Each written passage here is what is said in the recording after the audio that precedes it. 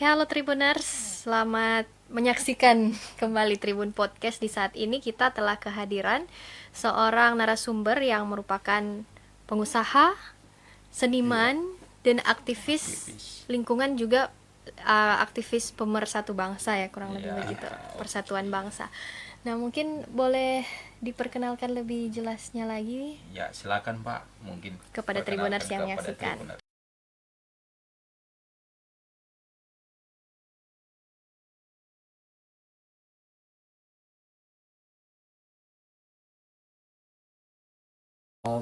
Salam sejahtera, Om Swastiastu, Namo Buddhaya. Ya, perkenalkan nama saya Sam Sianata. Saya terlahir atas nama Lim Jian An di sebuah kota kecil di Blora, Jawa Tengah. Ya.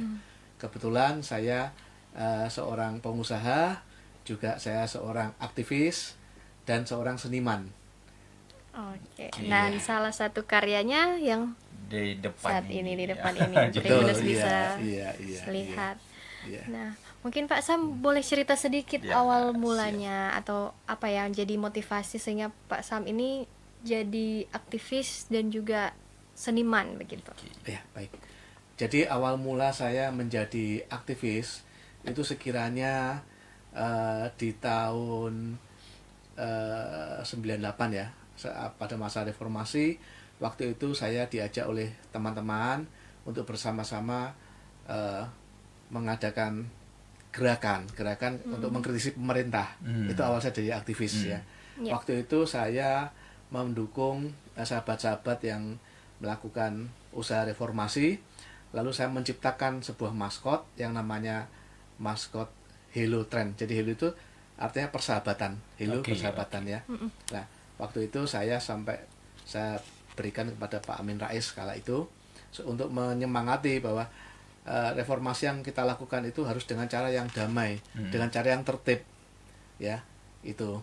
Setelah itu baru sekitar tahun 2000-an saya mulai menggelorakan kegiatan Torang Semua Bersaudara. Karena pada saat tahun 98 terjadi kekacauan dan saya harus pindah ke Manado.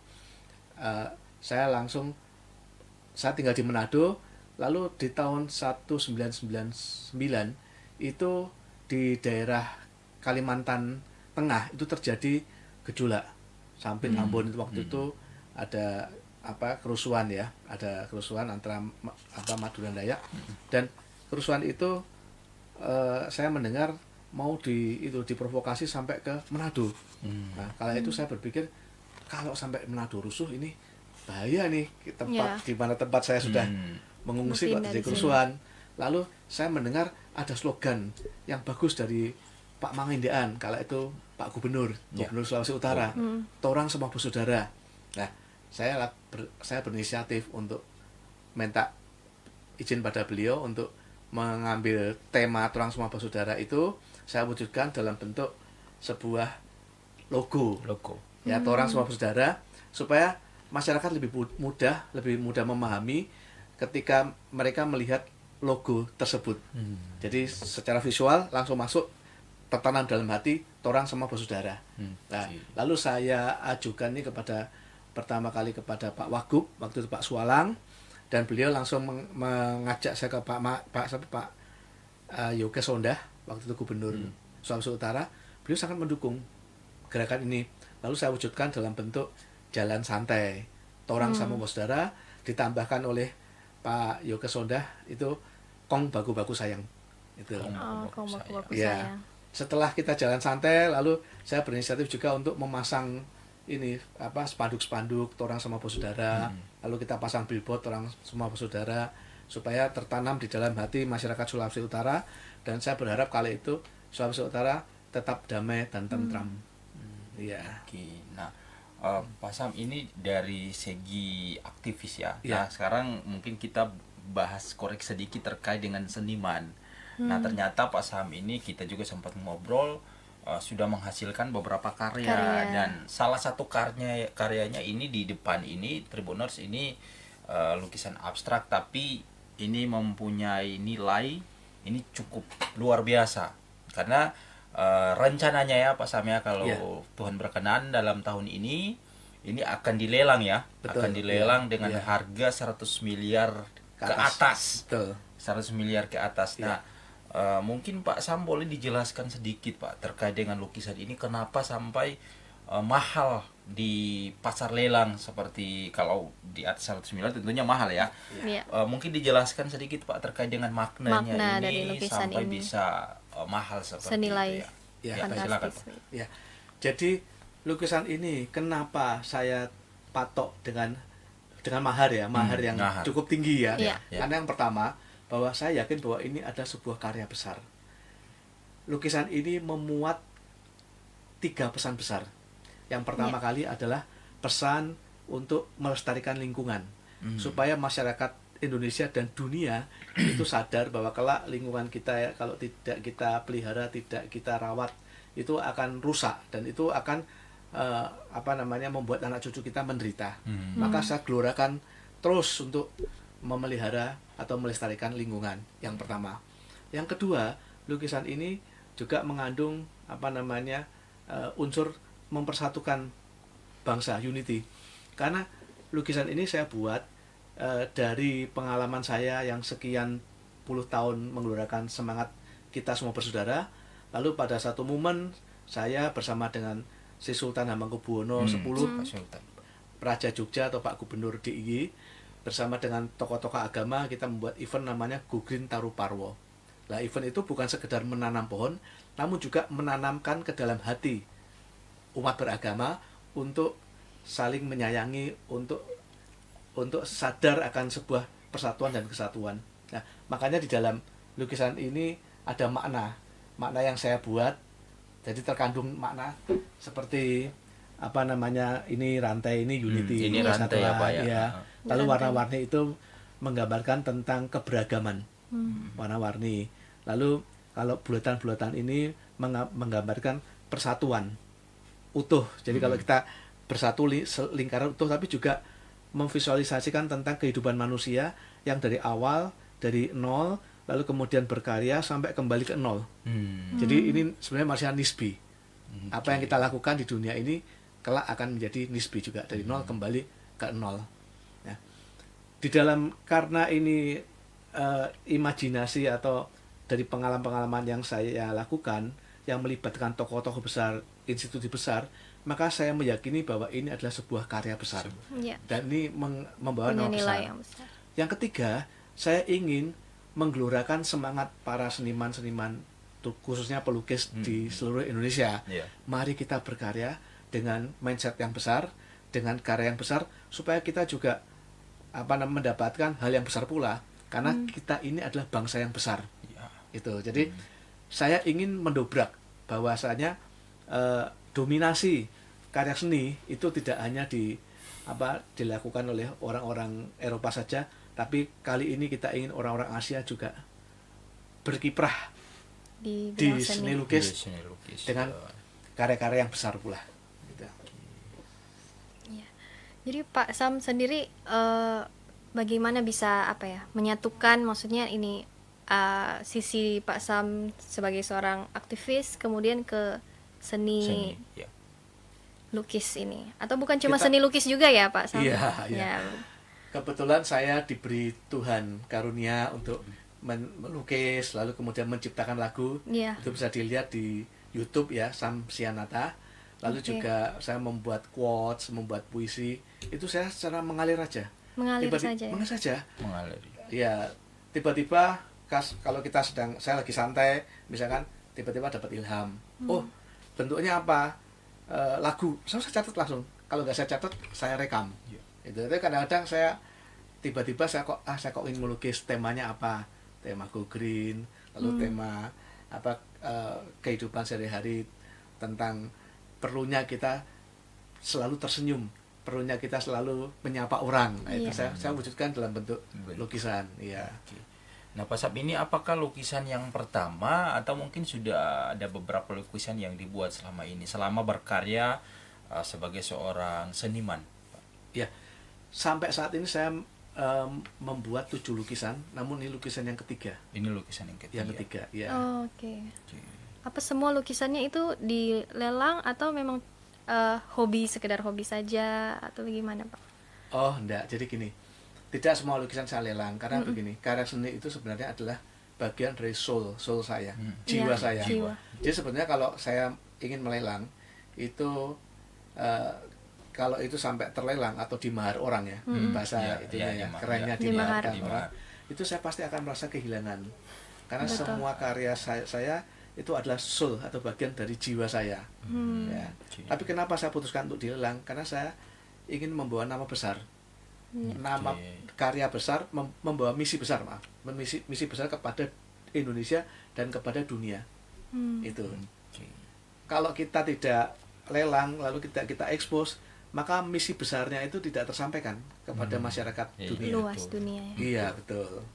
Oke, bisa saja mungkin kalau dilelang di sini bisa saja di Indonesia laku ya Pak, tapi Iya. tadi kalau kita tangkap maksudnya Pak Sam ini ingin membawa pesan-pesan yang tadi Betul. di dalam lukisan ini perdamaian, terus juga Ke cinta dunia, lingkungan ya dan lain sebagainya Pak Sam ya. Iya. Oke, Iya. nah ini rencananya Pak, ini gimana caranya? Ini lelangnya Proses tepatnya lelangnya. ya, tepatnya di mana dan rencananya ini kapan akan memulai misi ini Pak? Ya, tentunya untuk lelang kan kita perlu tahapan-tahapan. Ya. Yang pertama adalah tahapan memperkenalkan pada masyarakat Indonesia, Iya. lalu kepada masyarakat Asia melalui media-media. Saya sangat berterima kasih kepada teman-teman media yang telah mengekspos karya dan visi lukisan ini. Lalu setelah itu baru kita pada tahap berikutnya adalah kita daftar lelang. Ya. Oke. Yang kita tuju adalah 2 lembaga lelang yang di dunia ini terkenal, Christie atau Sotheby's. Lalu kotanya yang kita tetapkan itu kalau nggak Hong Kong, New York. Karena di sana banyak para investor yang berani untuk menginvestasikan anggarannya dengan cukup harga yang cukup tinggi. Siap, Pak. Itu. Ya. Oke. Oh, luar biasa ya. Luar biasa. Oke, Pak. Ya. Ini dari tadi Pak Sam juga sampaikan bahwa ini akan nanti dibawa ini Pak dilelang. Nah, Iya. kalau dari mungkin ada sempat tidak ngobrol dengan pejabat-pejabat kita di Indonesia secara khusus mungkin meskipun tidak disebut nama tidak apa-apa Pak, mungkin pernah tidak perkenalkan bahwa ini ada lukisan ini yang pesannya ini seperti ini Pak. Sampai saat ini saya baru menyampaikan kepada dua orang sahabat saya. Karena selama ini memang saya pendam dulu karena saya waktu itu berkeyakinan bahwa ini belum saatnya untuk saya tampilkan. Jadi kadang-kadang secara agamis gitu Pak ya, itu kadang-kadang kayak ada semacam bisikan. Orang mungkin nggak percaya gitu. Tapi saya ada bisikan, saatnya ditampilkan, saya tampilkan gitu. Gitu. Jadi momen itu bukan momen milik saya. Ya, makanya berkali-kali saya mengatakan bahwa lukisan ini bukan punya saya, tapi ada saham Tuhan di sini. Itu. Iya. Jadi Pak Sam juga memegang nilai-nilai spiritual Pak Sam juga ya. Iya. Gitu. Iya. Saya sangat percaya itu, Mbak. Sangat percaya sekali itu. Mungkin Ren kita juga bahas terkait dari sisi pengusahanya. Jadi ternyata ini Pak Sam juga seorang pengusaha pengusaha. Dan Pak Sam kita tahu kan anak-anak muda sekarang kan mau usaha itu Pak sulit, tidak tahu mulai dari mana. Mungkin ada uangnya, ada untuk buka usaha, tapi kan tidak mudah Pak untuk memulai satu usaha tanpa rencana yang matang dan lain sebagainya. Mungkin boleh di-share sedikit Pak Sam atau mungkin diperkenalkan juga profil bisnisnya, darinya, usahanya selama ini. Silakan. Backgroundnya. Ya. Jadi saya mulai usaha sendiri ya nih Pak ya. Iya. Itu sekitar tahun 2002. Jadi setelah kerusuhan itu saya ke Manado, lalu kemudian dari Manado saya diminta balik sama om saya ke Jogja. Di situ saya mulai usaha pertama membangun rumah makan. Karena waktu saya berpikir bahwa rumah makan itu usaha yang uangnya cepat masuk, cepat berputar ya. cepat berputarnya gitu. Nah, konsep usaha yang sebenarnya itu adalah keberanian nomor 1. Kita harus berani melangkah dulu. Setelah kita berani, baru kita berbuat.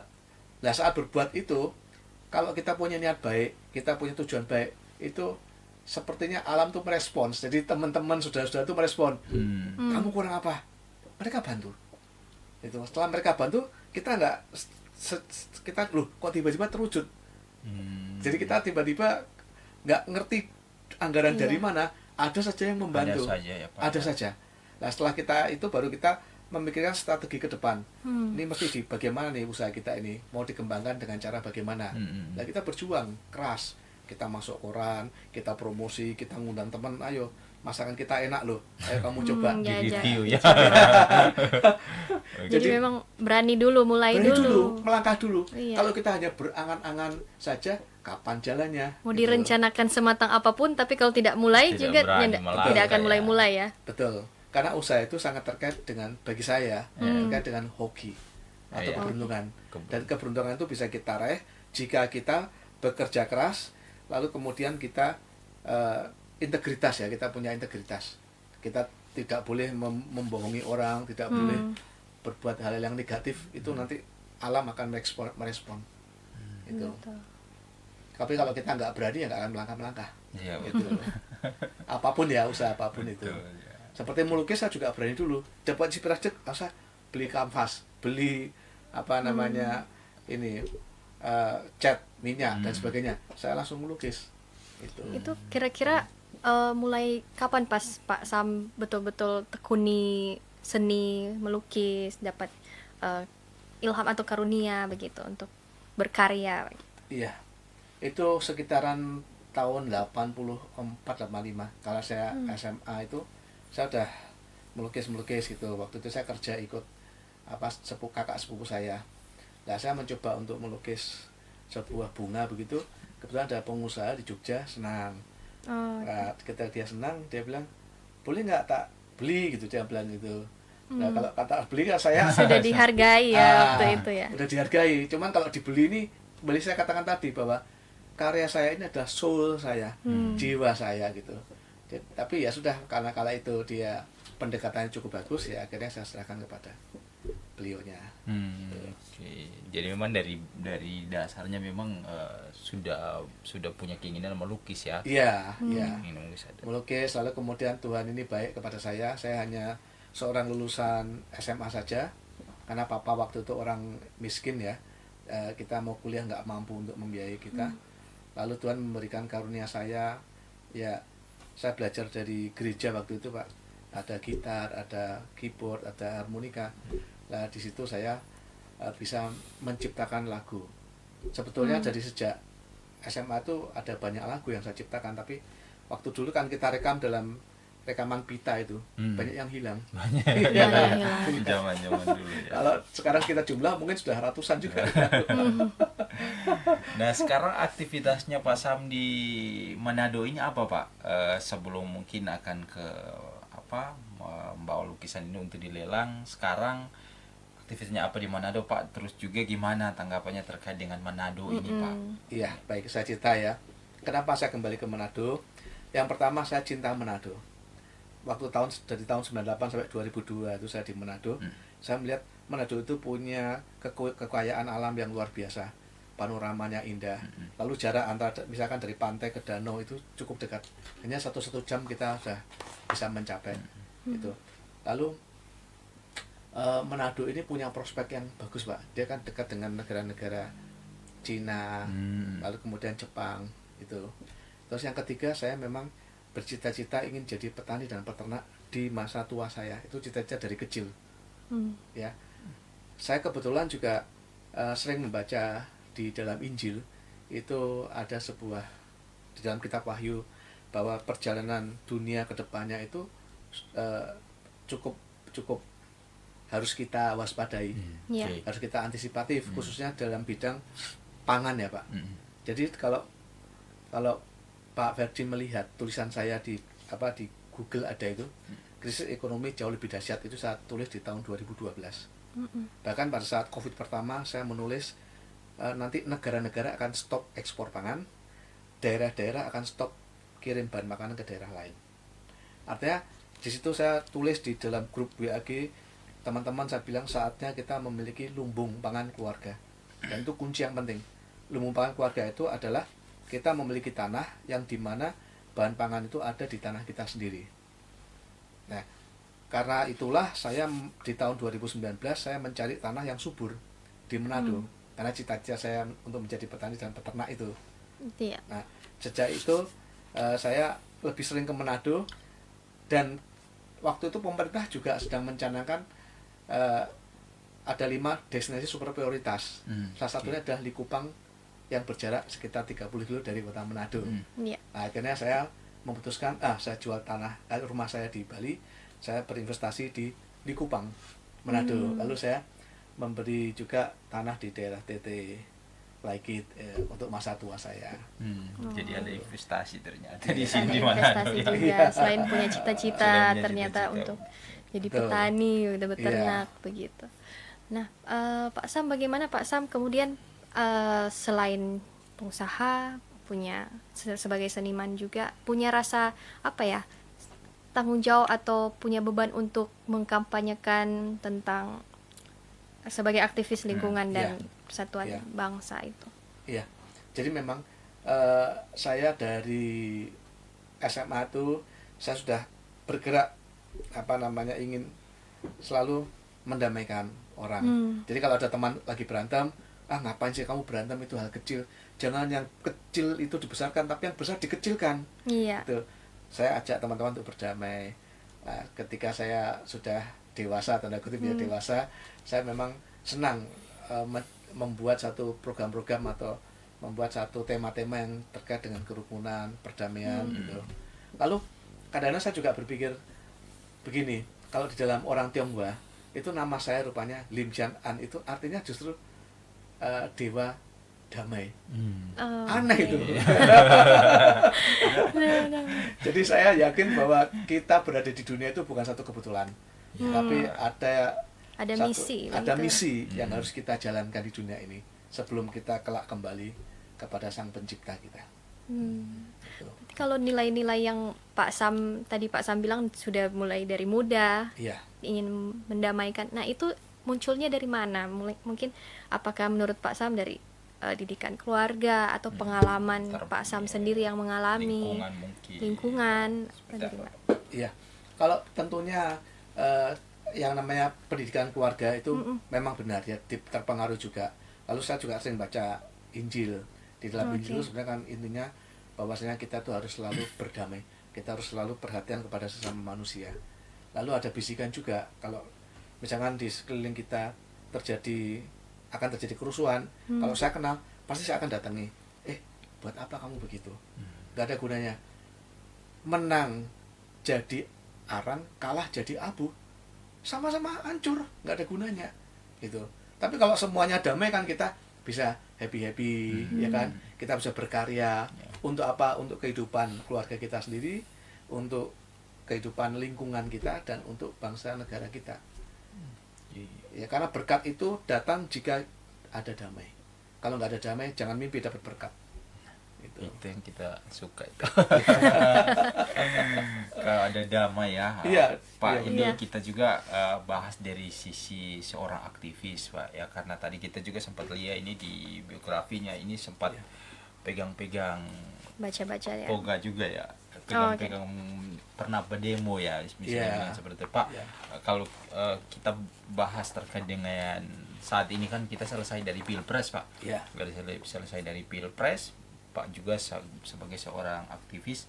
Nah, mungkin apa yang Bapak lihat terkait dengan perkembangan masyarakat kita saat ini, Pak, menyikapi tahun politik kita yang baru saja kita lewati ini dalam pemilihan Pilpres.